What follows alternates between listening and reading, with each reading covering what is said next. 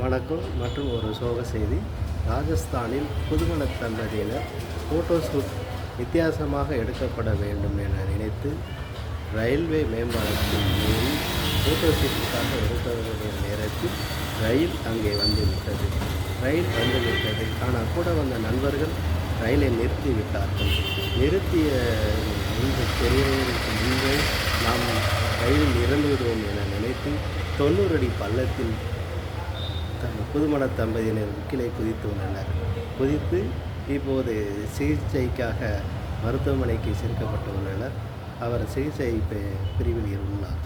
ஆக ஃபோட்டோ எடுக்க சென்றதற்கு இப்படி ஒரு சங்கடம் ஏற்பட்டுள்ளது. இதனை மற்றவர்களும் பின்பற்ற வேண்டும் என்றால் இந்த மாதிரி ஃபோட்டோ ஷூட்டுக்காக வித்தியாசமாக எடுக்கப்பட வேண்டும், நாம் வித்தியாசமாக காணிக்கப்பட வேண்டும் என்று நினைத்து தவறுதலாக செய்து விடுகிறார்கள். அதுவே வினையாகி விடுகிறது. ஆகவே எதை செய்தாலும் கவனித்து நிதானமாக செய்ய வேண்டும் என்று நெல்லை மாவட்டத்திலிருந்து வாசகனை போட்ட சார்பாக எனது வேண்டுகோளை வைக்கிறேன். நன்றி.